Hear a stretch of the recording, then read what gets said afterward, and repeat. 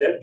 I'll present a few slides, and then a fair bit of the session will hopefully be us discussing a whole range of things. I don't have a particular agenda. It's a chance for us to talk about a whole heap of things that Deb just mentioned. It was nice in Mary's talk just before that she mentioned maths errors in the media. I've got some maths in the media, but there's statements about maths in the media, and many of you would have seen these over the last few years. Ian Chubb, former chief scientist. Jeff Prince, former director of AMSI. Lowest level in more than 20 years. Dangerously low level. And then the AMSI report that came out a couple of months ago. Many of you would have seen on the front page of the Australian, on ABC radio, a lot of media attention. I think probably more media attention this year than ever before. So 2020, participation all-time low, so low it's gone. And it appears that it was the fault of one state. Changed its examination and assessment system. Any guesses as to that state? New Zealand. There was an ad, I think, in the 70s or the 80s, life is great in the Sunshine State. Well, apparently it's not, because Queensland is the state that's caused this crisis in advanced maths enrolment. And then another AMSI communication a couple of months ago. Students fund maths as enrolments fall to all-time low. No one's doing super hard maths anymore. Collapse, crunching the numbers, maths exodus. This is from the director of AMSI. The media coverage has been very welcome, and we hope for a future uptick in maths participation rates and solutions. AMSI will promote initiatives. So this was May, and then shortly after that, I got an email, and I think many of you would have got the email, asking for money, along with all the other emails that we get from charities.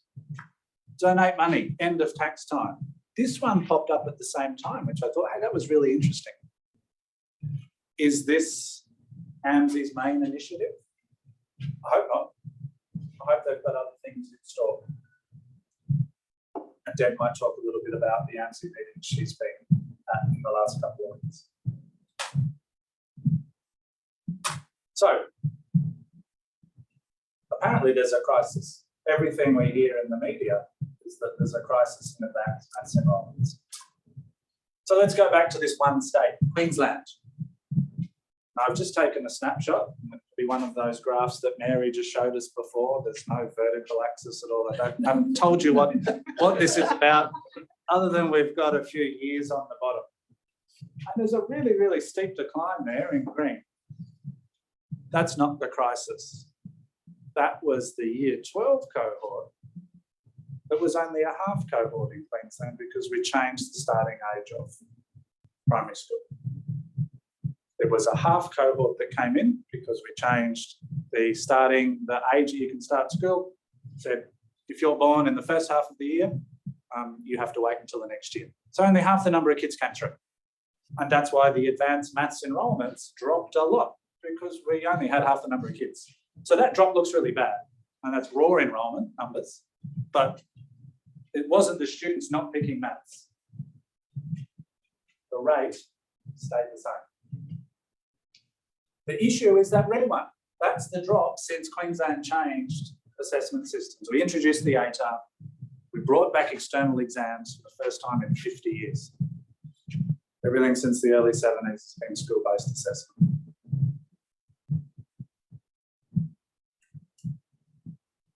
The maths method, so we changed from Maths B, Maths C to methods and specialists. We adopted the Australian curriculum as is, no changes. And with the introduction of external exams, the maths exams for methods and specialists count 50% towards their overall marks. Now, that isn't the case for many of the other subjects that the students do. So maths is special. A lot of the others are just 25%. and 75% school-based assessment. But methods and specialist and general are at 50%. And so there was a big drop. Doesn't look like it's big, but percentage-wise it was a big drop in the specialist numbers in the first couple of years. COVID played a part, no doubt, as was the unknown. It's a new system, external exams. I didn't sit an exam longer than 50 minutes at high school, and then I went to UQ and I had to do a 3-hour physics exam. Most of the high schools now have exam blocks, even before external assessment came back in. Most of the schools had 2-hour exams. But there was a whole lot of unknown, as there is whenever things change. So the numbers did drop, not only in advanced maths, but in intermediate or methods as well.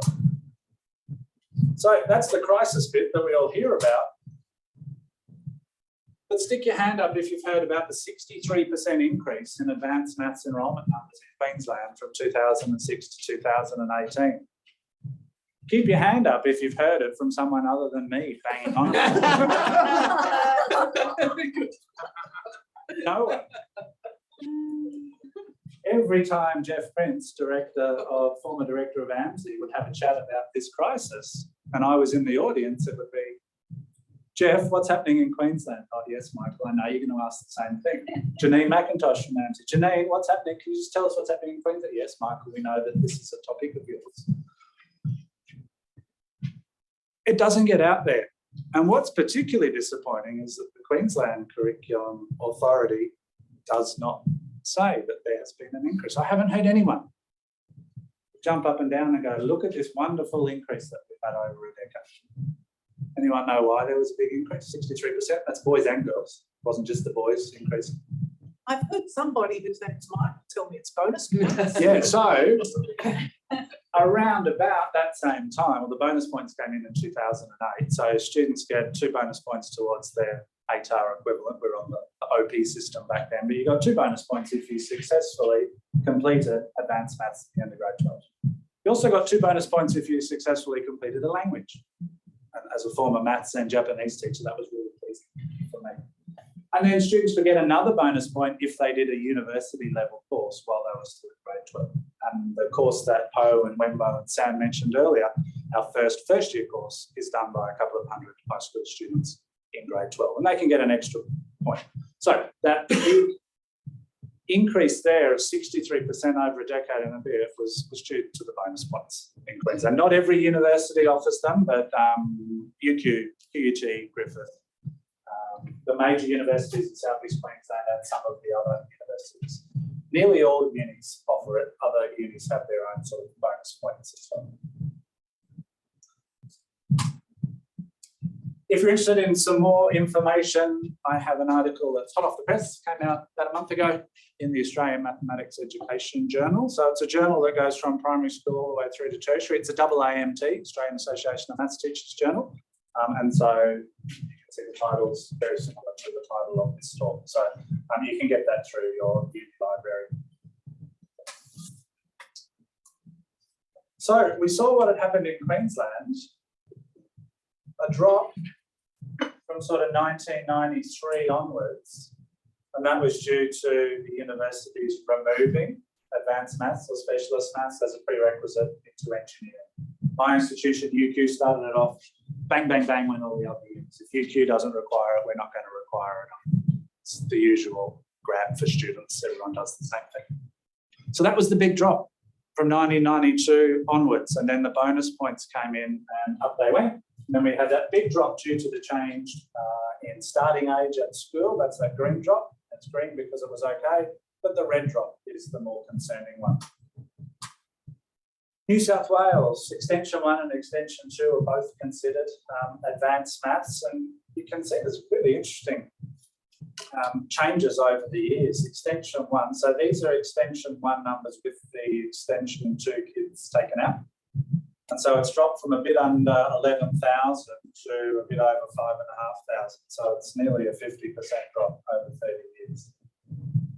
Look at that big drop in Extension 2 numbers, that's grade 12 only. From 4.5, dropped by more than 50%, down to about 2,098 increased to 2003, and that's been up and down, but reasonably stable since.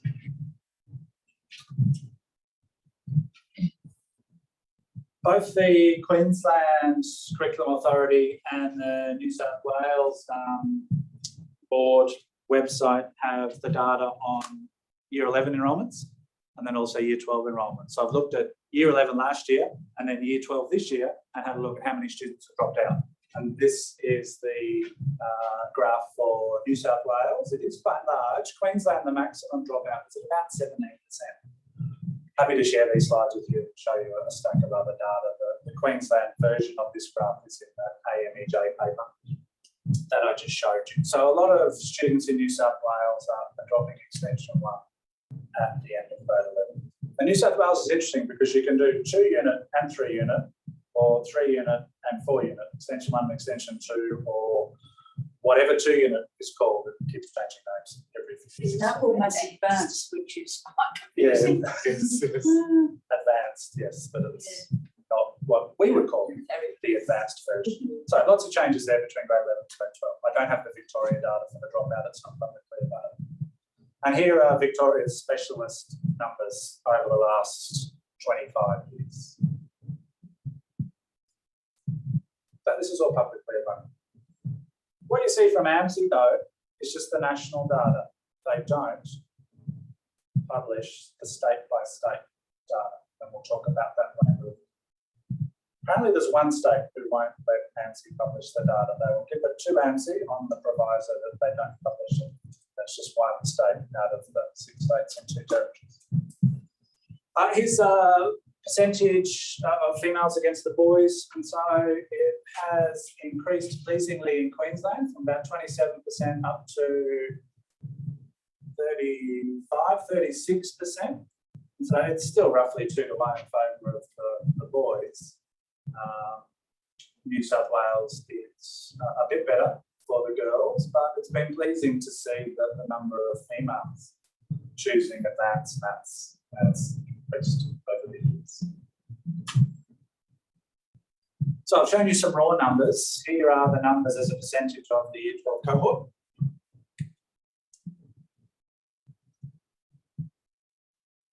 So New South Wales dropped, halved basically. Queensland 12 to about 6, so that's halved, and Victoria, I've only got a 10-year period there for Victoria, but it's been pretty consistent. The issue with doing the numbers like this, and as we know, we can do all sorts of things with number and statistics, is that so many more kids are staying until the end of grade 12. The Queensland number of students who have stayed until the end of grade 12 has nearly doubled in the last 10 or 15 years due to changes in the education system. Maths is largely compulsory in Queensland. You have to pass 6 months of maths at senior in order to get your senior certificate. Nearly every school makes maths compulsory for grade 11 and 12. So we're very fortunate in that regard that our students are doing some sort of maths for 2 years. So then if we have a look at these numbers against the number of uni eligible students, so students getting an ATAR, we can see that the behaviour is a bit different. Look at that Queensland one. It's gone up from 2003 to 2019.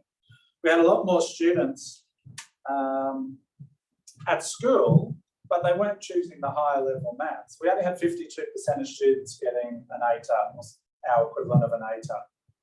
48% of students weren't coming out with a uni entrance score. Nearly all of those were coming out with some sort of TAFE or VET certificate. And that 52% number was part of the reason why our education system changed in Queensland. A small part of the reason. We've seen bits and pieces about a physics academic from North Queensland as the main driver behind the change in the education system in Queensland.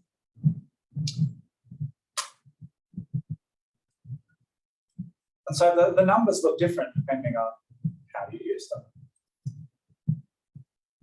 But I think this graph here is perhaps a better one than that one there, because the majority of our students doing specialists, I think we would say would go on to university, more so than those doing general maths. They might not go on to university, but it's just another way of presenting the data. And I'm not trying to plug Queensland here at all. This is just, let's have a look at the data from a range perspective and see what it says. There's been a fair bit of research into this crisis, why students don't choose advanced maths.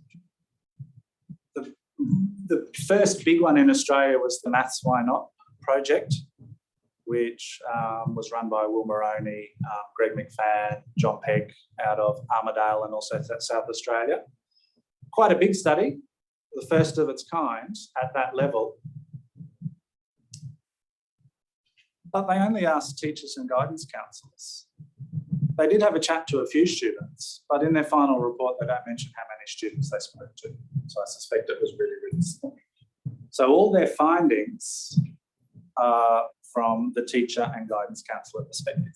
And you can see the top 5 reasons there. Largely what they call individual reasons. MANSWA, the Mathematical Association of New South Wales, the Maths Teachers Association, did a big study of their teachers and asked the teachers, why do you think students aren't choosing higher level maths? And again, these are teacher opinions, not student opinions. And there are some similarities there between MANSWA and Maths Why Not. And then Greg Hine over in Western Australia has done a couple of studies. The 2016 one was with students. The 2019 one was with heads of mathematics departments in schools. So he did ask the students, and then in a separate study, he also asked the maths teachers, the heads of department, what they thought. And you can see there that uni entrance score comes up. It's certainly a big one here in New South Wales. Doesn't play much of an influence at all in Queensland. I'm not talking about that in a minute. Yes, Deb? Is that just WA? That is just a WA study. Yep, it's WA. And Greg spoke last week about his latest study at the Murder conference down in Launceston. Some of those, many of those, we would agree, or we would think that they're reasons not needed for university entrance. Advanced maths not needed for any degree in the country. Scaling issues, too much work, too hard, things like that. Similarities across those 4 studies. Most of the research around the world has been on why don't students choose higher level maths. It's this crisis mentality. They're not doing it, let's find out why they're not doing it. Not many people have gone and looked at why students are doing advanced maths. There's been a few overseas. And so in my PhD, which is coming out soon at all good bookstores near you, 80,000 words. So once you finish the AMEJ article, there's another 80,000 words for you to read. I extended the Maths Why Not project and I asked students, why didn't you choose Maths C, specialist advanced maths? But I also asked a different group of students, same cohort, same year level, why did you choose advanced maths? These are the I didn't choose because didn't think they get good marks, a lot of work, didn't want to do 2 maths subjects. So you've got to do methods and specialist, intermediate and advanced. Don't need it for uni, we've seen that in the last couple of slides. There were other subjects that I wanted to do. I finished school about 30 years ago. There are twice the number of subjects on offer, normal school subjects that count towards your ATAR in Queensland now than when I finished 30 years ago. And then we've got all the possible TAFE and VET options. There are so many options for kids these days. So it's not surprising that the students said, I don't want to do 2 maths. Schools make you do 6 subjects in senior, 7 if you're at a Catholic school, the 7th subject being religion. 6 is the minimum that schools will make you do your top 5 count. So if you drop 1, they all count. 2 out of 6, a third of your life in grade 11 and 12 is maths. The kids are saying, no, it's not how I want my life to be. Those are the kids who said no thanks to advanced maths and just stuck with media. But Ian Chubb about 10 years ago said, kids aren't doing maths because it's boring. Those 5 dot points there don't contain the word boredom. But I think maths is boring. I think advanced maths would be boring. We're really, really low down the list of influences on their decision. I had 650 students spread across the state, representative of location and system, and I had 350 students who did choose advanced maths and answer questions. The Maths Why Not project focused a lot on influence, negative influence, and we've all heard the story, haven't we, of the guidance counsellor saying, oh, don't worry about specialist maths, you can do it at uni if you need to. But that wasn't an issue with the students and the schools that participated in my PhD. There was very little negative influence, nothing above 20%. The guidance counsellor was nearly the lowest.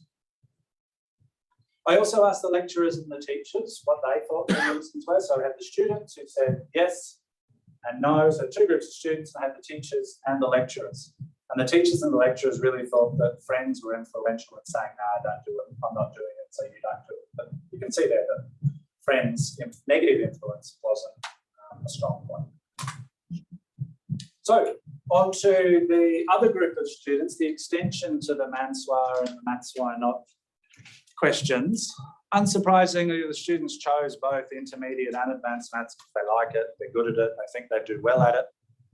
It would help them with their OP score, so there's that sort of reference to the bonus points. It sounded interesting, which was really nice, and there was some influence from parents and maths teachers. It wasn't at the 50% level, it was a bit below that, but there was some positive influence. And then a study in 2020, which I think was a Western Australian one as well. It's in the MERGE journal, Mathematics Education Research Journal. You'll be able to get that through your university library. That's the MERGE journal. Very similar reasons to mine. But there aren't many studies that have looked at why students do choose the advanced maths. The problem really, if we're looking in terms of a crisis, is at the intermediate maths level. These are the Queensland numbers. You can see that really steep drop. Again, that's only because we had half the number of kids coming through, but there was a drop. Not sure if you can see it on Zoom, but it's not that first big drop there. Oops.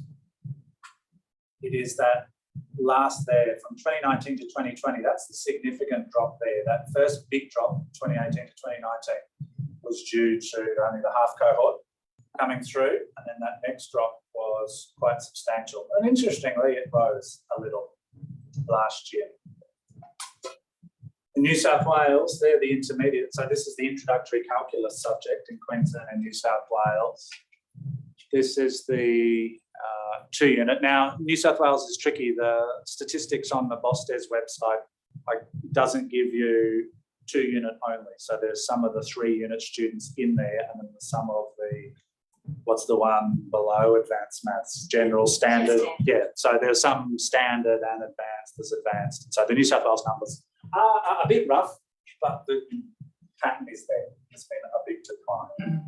And we know that you could get into any engineering degree in New South Wales without having done any calculus or intermediate maths until Sydney Uni reintroduced it in 2019. And there's been a little bit of an increase in 2019, but a long way to go. I don't have Victoria numbers, unfortunately, handy. So, is there a crisis? Is it fake news? Somewhere in between.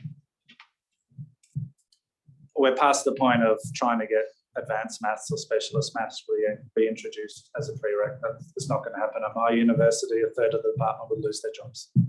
Just wouldn't have the students to teach. So I think that has gone. Deb and I have spoken to the Australian Council of Deans of Science, about trying to get intermediate maths in as a prereq into science degrees, at least, some engineering degrees. That was an interesting meeting a couple of years ago, wasn't it, Deb? The doom and gloom message I don't think is helpful. Yes, the numbers have fallen, but this whole national picture of doom and gloom, I don't think is the whole story. It's not the whole story. We have to have a look at state by state and see what is happening. I'm not saying bonus points is the golden answer. It's worked in Queensland, but now it's dropped the last 2 years, even though we still have the bonus points in there. But I think we need to look at all the reasons across the whole country. Not as the national picture serves a purpose, give us more money, government, give us more money. This is an issue. STEM, STEAM. But we need to be looking in more detail at what is happening in each state. And we need to be going and doing some more research, I think, on the students who are choosing maths and getting their opinions. And so you can see there, Deb and I just got ethics approval to do a nationwide study of students, teachers and lecturers on why they're choosing the particular subjects they are and why they're opting out of particular maths subjects. So keep an eye out on your email because we'll be asking your opinions. But we're hoping to get thousands and thousands of students to tell us their thoughts because we need to hear from the students. And I think we need to continue working with the schools, the teachers, our teacher associations, and bring the two groups, the schools and the unis, closer together. That's it for me. I'm happy to open it up to discussion. Yeah.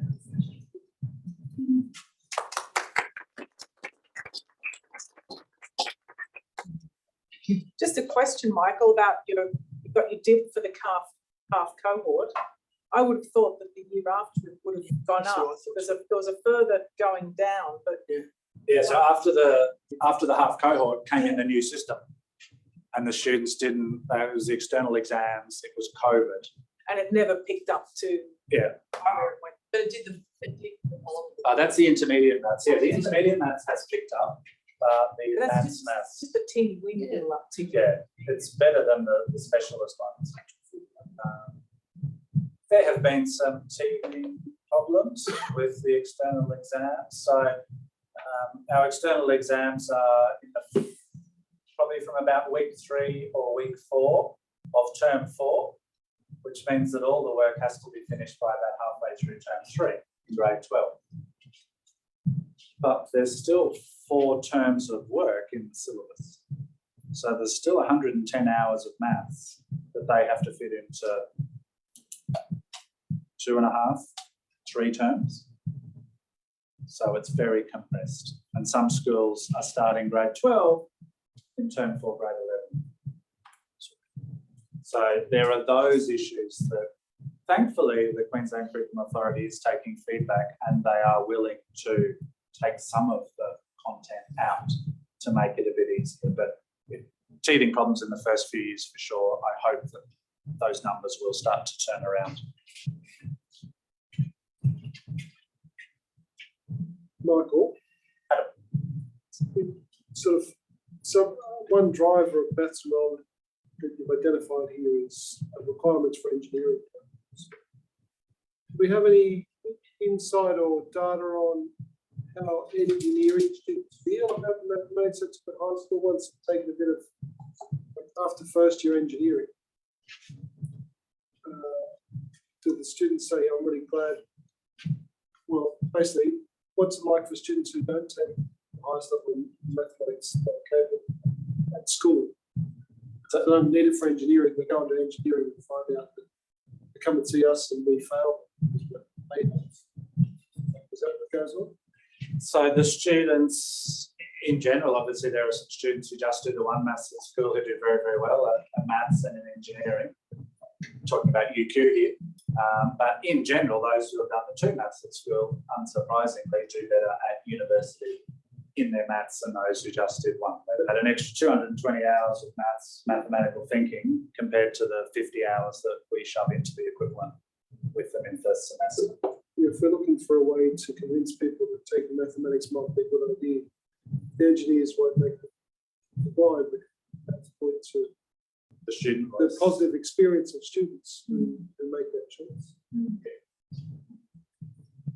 It's sort of interesting though, but so that's sort of interesting what you said. So for me, the big question is, why do we care so much about it? So when this happen, everybody looks at the top end. But there's lots of kids doing maths in year 12. And in Victoria, further maths, which is general or further maths, is the second biggest VCE subject of all. English has got the highest enrolment. Further maths has got the second highest enrolment. So there's lots of students doing, and that maths subject is great. They do networks, they do graph theory, they do applied statistics. It's a really good, solid maths course. So the question for me is, why are we why are we so concerned about advanced maths?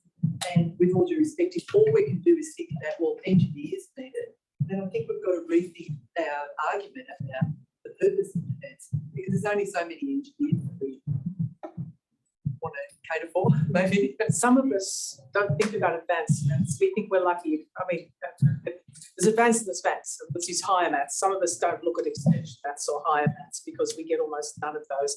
We think we're lucky if they just do 2 unit, which is the middle one, intermediate. And really these days, it's beginning to look like we're lucky if they've done any HSC maths at all, because we allow students to do engineering with no HSC maths. And Don's the expert to talk to about what it's like teaching those. Don't have these there. Oh, you get them after Don's had it. He gets them first off. He gets them first. But the Maths for Engineers one, we run a bridging course basically with Maths for Engineers preliminary, which is one that Don teaches. And even with the students who get through that, we've just had basically a 70% failure rate in Maths for Engineers 1, which is essentially elementary calculus, so single variable differential and integral calculus, and then some matrices, vectors, a few things thrown in there that they may not have seen at school.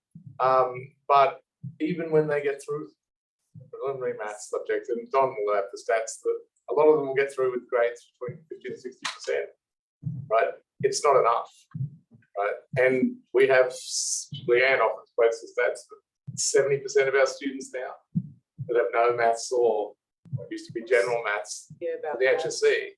So they've never done calculus before, and they're allowed into an engineering group. That has repercussions. I've seen it over many, many years, because I've seen curriculum reviews in various disciplines and been part of them. And when you get the slide like we've had in New South Wales, what happens is each curriculum review is a dumbing down, where people say, and that happened in engineering when they took out engineering maths 3, which has essentially been replaced by, they took off the top and put in this subject that Don is now teaching to almost everybody. So there's been a dumbing down there. And we've seen the level of maths science drop as well over the years. Huge drop in computing. I'll say huge there because I just happen to know the structure and seen the reviews there more closely. It's happening everywhere. So this slow slide that even over a few years you might not see much of. I've seen in every curriculum review, we drop the requirements. We're teaching less maths. We're expecting less. We get less mathematical maturity. And therefore, we're going to get people in all the STEM areas with less ability in mathematics. I agree. I guess it goes back again to what do we think the purpose of Year 12 is, or what do we think that's preparation for, and what level of that? So there's obviously a group of students that are going out into the world, that are going on to higher education. It'd be great if they all had some kind of good progress. That's and I think that by and large is happening, at least in Victoria. I haven't seen the numbers in general in other states. But then how many states allow us as experts in education and in mathematics to actually review their curriculum and ask the question, is this actually fit for purpose? So we actually require certain subjects to come into certain courses. Do we care? If we wrote that subject ourselves, would it look the same as it does now? So maybe that's part of the problem, and maybe that's part of the reason that we can't get traction in the prerequisite, because the students are coming in without the subjects and doing okay. Well, Western Sydney is a case where they're maybe not doing okay, but in other universities they're doing okay. So where's the okay? Well, it depends what you mean by doing okay. We are constantly pushed about our high failure rates. And so there's this constant downward pressure, pass more, pass more, pass more. Some of us have seen very clearly. And what we're doing is because money, it's all about money. Everything is about money, absolutely everything. Even our research is about money because that brings in more international students, et cetera, et cetera. Everything's about money. And it's about retention and keeping students because you get more money that way and therefore you need to pass more and therefore we're told we're not teaching well. And so standards, all pressures are downwards. Every single pressure I think we feel is down. Well, we're at Western Sydney University College, and I think go back to to school, like the kids are coming in wanting to be engineers, and we survey them, talk to them about why, and like a majority of them don't like maths. They don't even think it. So they're actually thinking they're going to be engineers, but maths is something they don't like. So they have no real concept of what an engineer is, and that's the major problem, really. That I don't think there's anyone out there talking to the students at school about what jobs are and what you need for certain jobs, and that's a difficult position for us to be in, that we're getting students doing a subject that they desperately need because they don't even like mathematics. Engineering. It's worse than that. They actually have fear. Yeah. They have a very strong maths phobia, maths anxiety as well. So, but they sort of led to believe when they come into university that they don't need maths or they don't need much maths, and they can still get through an engineering degree. And then maths just becomes a subject. Oh well, we have to do it. Yeah. We have to get through it. Right? We don't like it. We're scared of it, but we'll manage somehow. The actual content, the things that they really need as an engineer, is not important to them. Please get degrees. Yeah. Is a lot of that due to the fact that you don't have to do maths and HSC? Do you think? Yep. From a Queensland point of view, that's just utterly bizarre that you don't have to do maths. Well, we don't have to. It's bizarre. I know, it's just. But the thing is, do English. Why? That's due to change in New South Wales. Yeah, I've been reading Is that. So Queensland the only state that requires it? I believe so. Michael, there was a question in the chat earlier about data from TAFE and students done maths units at TAFE that are equivalent to HSC. Do you have data on that? No, I don't. So was that Julia's question? Yeah. No, I don't, Julia. Sorry. So one position I've always taken is I don't want more students to take specialist maths. I just want each student to take the level of maths that they can. So one thing that would drive me bonkers is a student who takes an intermediate level of mathematics when they were perfectly capable of taking a specialist because they think there's some strategy involved. Either it'll be less work and I can play more online, play more Fortnite, or I'll get a better ATAR as well because we know it closes off options, or it just makes for drudgery when they have to read new stuff. That's certainly been a long-term discussion point here in New South Wales is the ATAR gaming. So It hasn't been an issue. Just curious, you didn't in your study you didn't send me anything that picked up that information from students. So is that in my head? But No, the gaming your ATAR doesn't work in Queensland. So I think that goes back to the situation that Mark talked about earlier, is that every state is different. There are different drivers in each state, that's streamed. In some states it's streamed earlier. In Queensland it's compulsory, in other states it's not. There's so many differences in each state that maybe it didn't come out in outcomes because this is a Queensland study, but when we do the national study, maybe we'll see that coming out in New South Wales, for example. Who knows? it's really interesting that students where the students feel like they compromised in some way when they make the choice. So if I had to take two subjects of maths to do that, and then I wouldn't have been able to take chemistry, which I really like. Totally into that. You want to take chemistry? I'm into that, but the gaming system is so counterproductive. It was certainly really counterproductive in Ireland. They introduced a super bonus point system where students got a really big bonus if they did the highest level in Ireland. So all the parents were going, hey, do this subject, do specialist.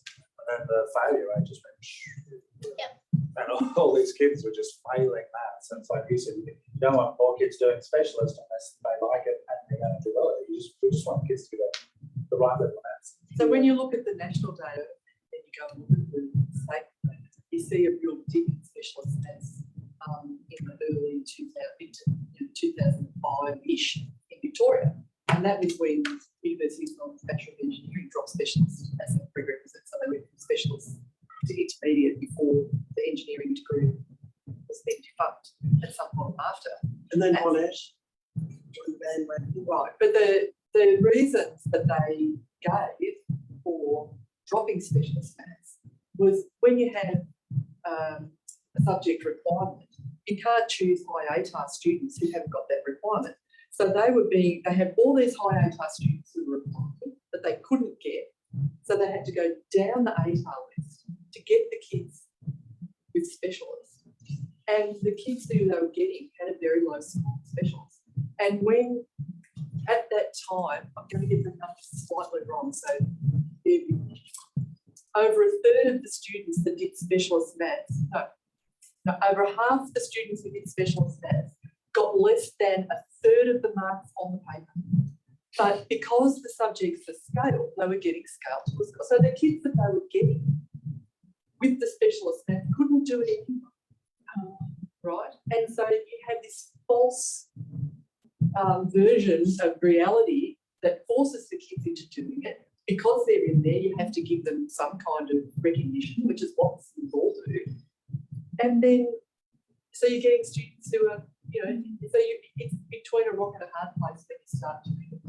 So that's just one. That was the same argument UQ used in 1995. The specialist kids were so far down the ATAR band that they shouldn't be doing engineering. And imagine being that student. I mean, year 12's hard, no matter where you go. If you are really bashing your head against a subject that you're not doing well, it's not a very fun experience for students. It's not going to make them love maths when they get to uni. So what? There's a bit of other discussion going on behind our backs, if you like, on Zoom. And maybe it'd be good if some of the Zoom people either chimed in or put your hand up and we'll let you in.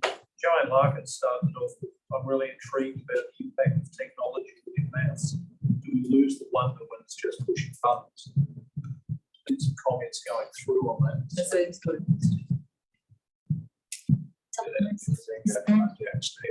Yeah, there's a couple of people congratulating. Yeah. That was just the cover page. It hasn't been submitted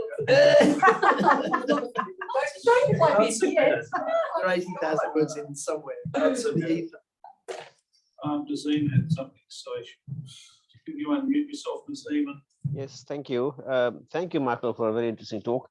Just a couple of comments. As far as WA is concerned, I'm aware that our education department, the high school bit at least, doesn't distinguish the three maths levels, what we call maths applications, method, and specialist. They think of the applications as not being weaker, but a different kind of maths.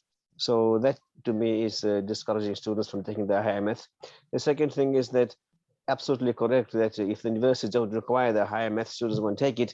I've just actually done some research with the honors students in our university regarding students who come into engineering without the high level maths. And the completion rates for those students is very low indeed. So despite we having bridging units for those students here in the university to try and catch up, they just don't make it in the end, because of course they might do something like specialists over 2 years in high school and they do it in one 12-week semester here. So certainly they can't cover everything, and those students just don't make the numbers in the end. So the case we're making here is that it looks fine on paper, you get more students, but not many of them actually finish. So that you're actually wasting your time with the students, in my opinion. Thank you. So just something a little bit on the brighter side. I think the change in curriculum in New South Wales for extension, for example, prepares the students a little bit better to what we do. For example, the fact that there's some emphasis on proof. I mean, doing math without proofs was a surprise to me when I arrived in Australia. It's like cooking, chocolate chip cookie without chocolate chips. So you need to show the students, math is proofs. Then there is this vectors. So they've seen the baby example in dimension 2 or 3, and then we can build on that. It's a little, otherwise they tend to think that math is calculus. And I think networks gives an idea for other students. So I would say, and if you look at the recent HSC papers, if you understand, then you don't have to do the calculation. And there are many questions where you can't do the calculation. You need to understand this, what's happening. And I think what is slowing us down. So for long, I thought it was the HSC, but I don't think it's sketches, to look more carefully. I think that some of our teachers sometimes want to teach the kids like list of steps because that's what they're comfortable with. And if there's a bright message, this is impossible for that and blah, blah, they maybe wouldn't think of it themselves. Some of them don't have maybe the training. And but I really think the recent changes in curriculum are going in the right sense. I mean, if the students were to take these courses before they actually came to us, we would get reasonably something positive, Speaking of positive things, I quite like the idea of just maybe changing the paradigm a bit instead of focusing on negative aspects. The question, why aren't you doing your maths or intermediate maths? And as you've done in this research on why are you? Do you have any thoughts when you were kind of moving down that path about how that could be used to influence student decision making at school? I mean, just one more thing about that was also interesting in the same context is the role, and this is pleasing for me because I've got 2 kids, 9 and 11, who are wavering a bit with their maths, weirdly, even though I'm kind of spring curious. Maybe might be the that's the reason. Yeah, it's, if bad is what maths is all about, then we're going to do everything except maths. The role of parent and parental influence seem to have come out quite strongly.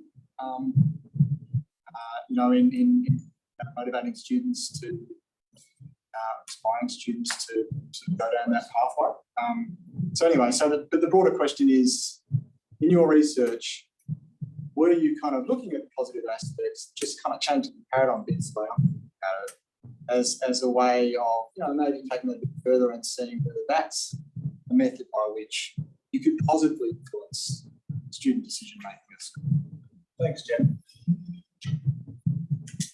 What the teachers and the lecturers thought, I guess the teachers in particular, was quite different to the students as to why the students weren't choosing. So friends, bad HR. So the teachers are the ones who are with the students all the day, all the time. And they're giving advice to their students in grade 10, saying, okay, yeah, well, do this, don't do that, etc.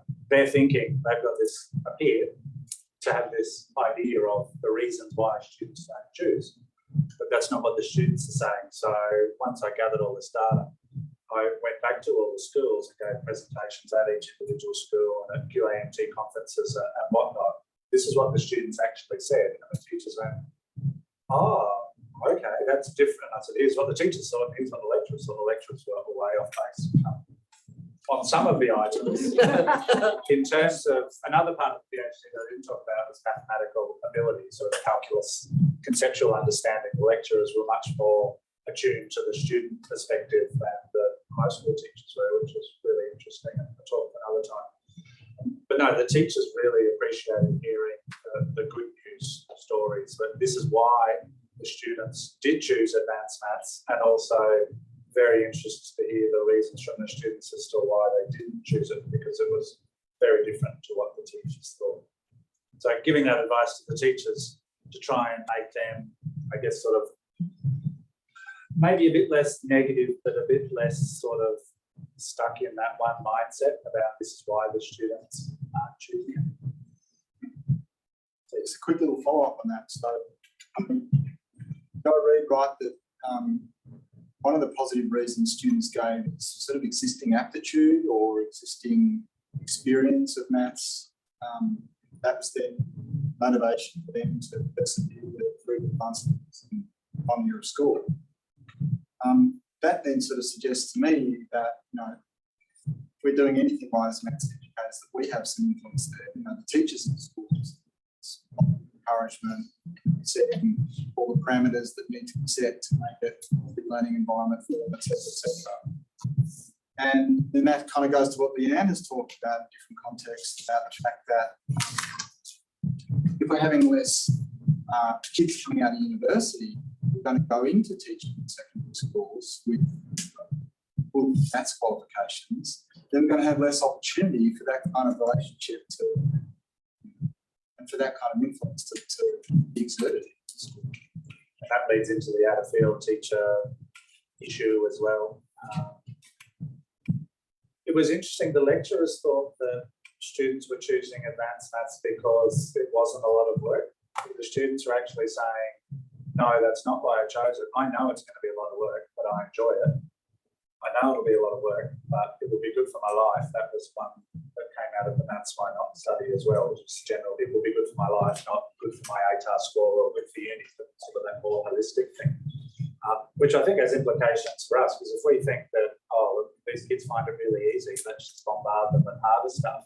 The students like the maths, but they realise it's a lot of work and they're prepared to work. Don't just think, oh, look, they get it really easily and they're just going to pick it up like that. So there were all these other issues, perspectives that popped up along the way, which have been really interesting.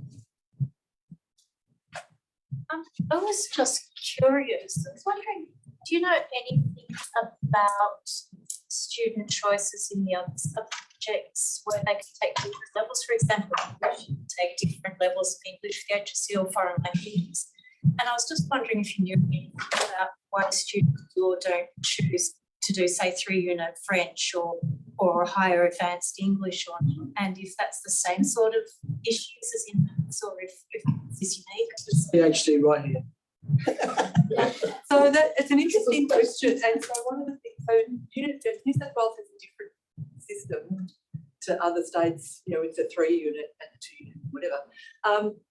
In Victoria, we have kids can do year 11 in a subject, or year 11 and 12. So in some subjects they can just do year 12. So if it doesn't have some strong, so it's a slightly different system.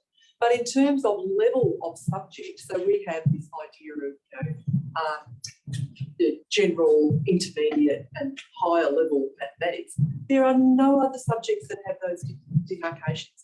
You don't come in and do standard, intermediate, or higher level language, or history, or English, or science. Maths is the only one. We offer the kids 3 different levels of maths, and they pick how to put these things together. But there's also that hierarchy, and somebody else mentioned this idea of a hierarchy as well, or maybe it was me.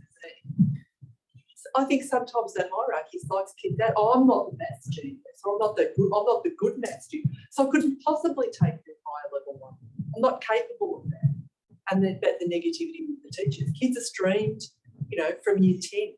In Victoria, they start their year 11 intermediate maths in the last term in year 10 because the curriculum is so big that they can't get through it in a year. Now, all of these things play into where the students see themselves as being able to, not even in year 12, but in year 11 too. I mean, it's a big commitment. But I just wonder why maths thinks they need 3 levels of maths. It's unique It to makes Australia. more sense in foreign languages because sometimes it's people who are almost bilingual and they want to improve, and then there's the beginner. Whereas in math, it's a learned language and skill for everyone. I understand there's some extension in foreign languages. Not in Queensland. I think when I went through school, there were levels of languages. Yeah. You have Yeah, to Year 12. I just continued in year 12. Yeah, beginner French. Yeah. English as well. There were in English when we went through it. Yeah, there's not in Victoria. There are different English subjects, but there are different. Oh, you can do ESL. There's two. Well, if you're a native English speaker, you can do either English or English literature. So just different subjects. And then if you're a non-English native speaker, you can do English as a second language. I think it's different. Yeah, I think it's Maths different. is the only one that's got 4 levels. So, Yes. right? And even languages was only 2 when I went through. I think there's now another level of English. There might be a 3rd one for English It's now. like the 4th was like a creative writing sort of thing. Right. So there's 3 for English, 4 for maths, 2 for everything else. What's in interesting? Wales. So what was History interesting in streams. Queensland with our previous subjects, our Maths B and our Maths C, the students who did both said that Maths C was more interesting because Maths B was death by calculus with a bit of probability and statistics tossed in at the very end that schools didn't really worry about until term 4, grade 12 and didn't examine it. So it was, let's differentiate polynomial, trig, exponential, log. It was death by calculus, whereas our Maths C had graph theory, network, sequence series, matrices, vectors, complex numbers. It was all these sort of And the applications. and the of calculus, applications where of you it. get to Possibly see how- taught by different teachers. It's taught by different teachers, yeah, but because it's Math C, because it is the highest, it's therefore the hardest. That the students were saying, no, it wasn't the hardest, and it wasn't the least enjoyable. They were saying it was good fun and we enjoyed it more and we did better at it. And extension 2 was a bit like that too, wasn't it? Whereas the extension 2 stuff was a bit different. And it was different, it was much more fun. Yeah, that's right. Whereas in Victoria, it's intermediate maths, so you do, speeches in 2 dimensions, and you're getting some complex numbers and, bits and pieces of all this stuff. Masses of stuff, just very rapid fire. And then in year 12, you do vectors in 3 dimensions, and a bit more of complex numbers, and a bit more of something that's a bit more, it's like boring, really terrible curriculum structure. It's a boring, terrible curriculum structure, because the kids get no depth in it. It's just, they survive year 11, and then they just go and do a bit more and a bit more and a bit. I would not do it if I was a student. It just wouldn't do it. Sorry, Victorian. So, anybody here taught 4-unit maths? In this, well, I have. It's not boring. No, And that's it's not very bad. difficult to. Yeah, 4-unit maths is fun. Yeah, Yeah, extension Yeah. 2 sounds Yeah. good. I remember seeing that That's great. because it had proofs and writing and all Yeah, that. The old did some one. proof stuff. Yeah. when I Don't was like the there. new one. I just had a comment from Chris about how students will influence continue not due to an inspiration, Complex numbers. I think. passionate teacher. How many high school students are taught maths by non-specialist maths teachers? Yes. I think a lot of that comes back to what you've been saying. I mean, if it's a passionate teacher that's teaching, they'll make it interesting. I don't necessarily agree with the non-specialist maths teachers, because Leanna, Jim and I had a meeting with some teachers last year where a couple of them, with high school teachers, and a couple of the coordinators were saying that it was the non-specialist teachers who were most passionate about teaching maths. So I think it's more the passion that's important. Up to a certain level. Well, Of of course, course. yeah, you gotta need have to the make ability, connections but- also. That's something that- And the connection sometimes, Yes. wow, oh yes, this is more. And I think if you have done no maths, you just won't see that. Don't know. There was something that we chatted about technology here. Yeah, Joanne Michael was asking about whether technology is putting students off being essentially the creative side of maths. I think they're more interested in punching buttons. Hey guys, can you hear me? Yes. Hi, Joanne. Joe. Hello. As somebody who's been teaching maths and stats, sort of at that uni interface and at a university that doesn't have prerequisites for a long time, that seems to be the point where something really fundamentally changed in the students that we're getting.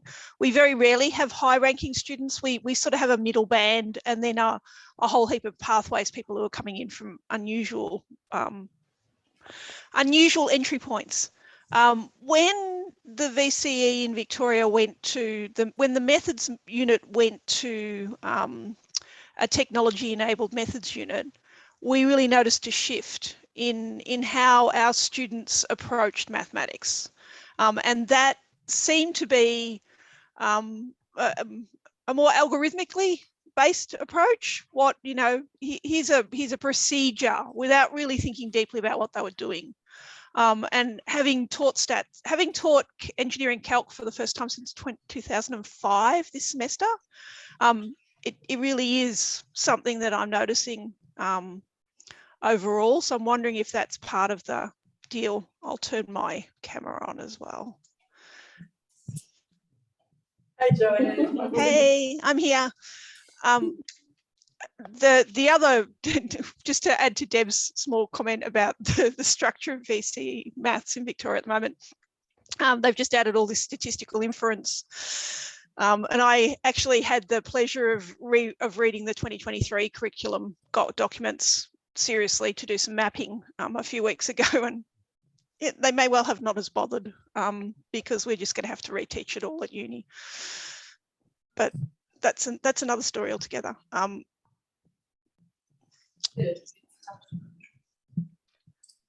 So thanks everybody for your contributions. I'm not sure if you've got any more questions, Michael, but I guess where we started from was this idea of everybody talks about it, everybody's got an idea.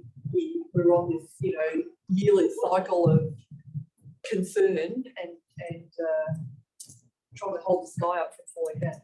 Who's got some positive suggestions about things that we might do to influence? Humanise the subject. Introduce more stats, because that's the part of maths that if we leave the engineers to one side from it. Remember, we've got a lot of other people doing calculus and doing maths, and I think the stats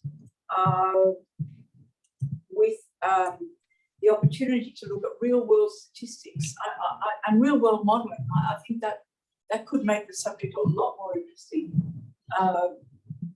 Anyway, that's my thought. Humanise the subject. The curriculum restructure in year 12, really, then. I suppose so. And I'm not sure that technology is necessarily a bad thing.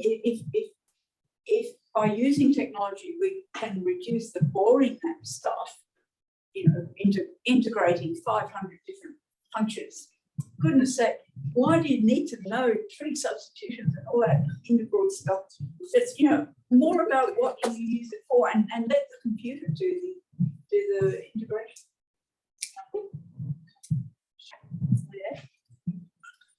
Work on the primary level. Get primary teachers to understand maths, love maths, and so show some enthusiasm, so that we can start from that level and build up more competence and more love of maths, because I think we're screwed from the start, basically. So it's Simon that you have to influence, because he's trained the turn. I'm sure I'm doing it. Okay. We need to get to the right. We need to get to the writers of Bluey. That's what we need to do. Get to the writers of Bluey. That's where passionate lecturers Get Bluey to do involved maths in equations. state mathematics The kids will just education, jump for it. and not just go to the secondary conference, but the primary conference, the primary PD as well. I didn't know there were I'm primary gonna, conferences, I'm embarrassed to say. But we do have in Queensland. Maybe we judge here. I was doing my DEP at Melbourne Uni many years ago. I did a prac at Princess Hill. Yeah, we're both of my children. There you go. And And did not do maths in year 12. and some of the teachers I observed were absolutely exceptional. And the reason is because they just had a magic ability to excite interest in the students by not sort of talking down to them, kind of, you know, indulging with them in really deep, rich conceptual learning of maths. And so kind of chimes with what you're saying. Yeah. Study of humanising, but also making it human in the sense that there are so many beautiful conceptual elements to And talk about the to the history of it, curriculum. Yeah, why it was invented. I mean, I can't tell you how many times I've got through, you know, a math subject just by the skin of my teeth, by virtue of the fact that I'm deeply stimulated by it naturally. But you know, that wasn't in any way really influenced or helped by you know, teachers weren't broadening the backdrop, who weren't giving me any kind of story, who weren't giving me any sort of access to a kind of a conceptual narrative I was being taught. It was definition, theorem, proof, definition, theorem, proof on the blackboard, detail, abstract, nothing conceptual. And so I was lucky to get myself through. Most students wouldn't get through if they were taught that way. So anyway, that's a long way of saying conceptual, relational. I just thought there's something, might not have said it this way, but I took something very positive from Zeen's observation. Zeen's observation was the students who had taken mathematics at high school, secondary, specialist mathematics, were getting through the program, the engineering program, in a way that students who hadn't taken it would not. So if you look at that as glass half empty, don't take specialists, it's not going to work, or something about specialist mathematics is preparing these students well for whatever it is the challenge that the Zeen is presenting to them, which may include engineering.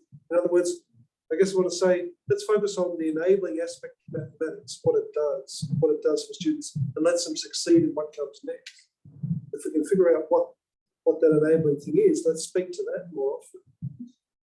And try to focus on the enabling positive things that come out of engagement with mathematics. And then we'll all drink tea and smile together when our students succeed.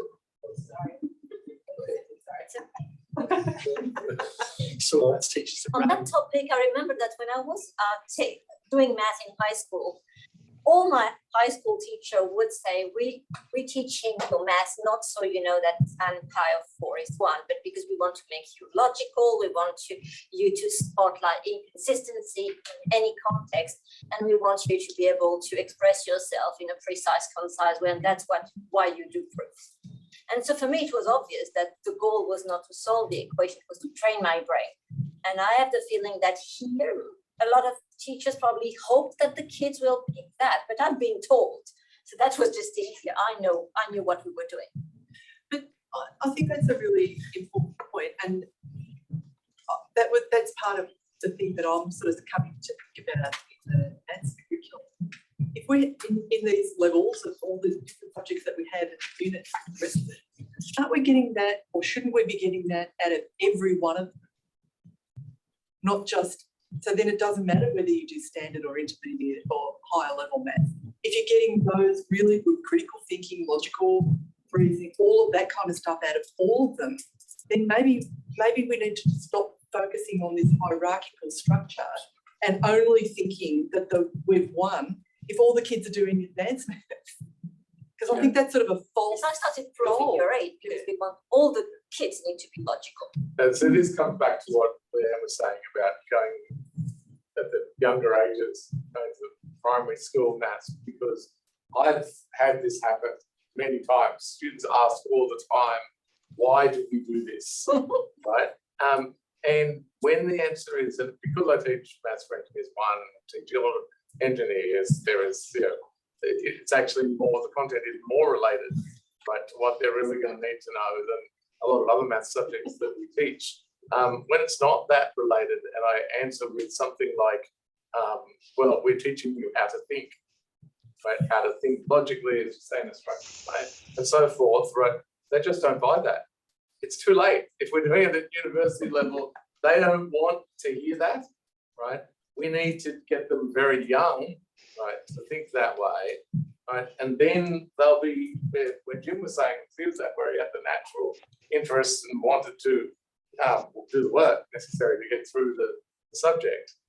Because when we're doing it at the later high school year levels or when they're already at university, it's too late. I've been a very bad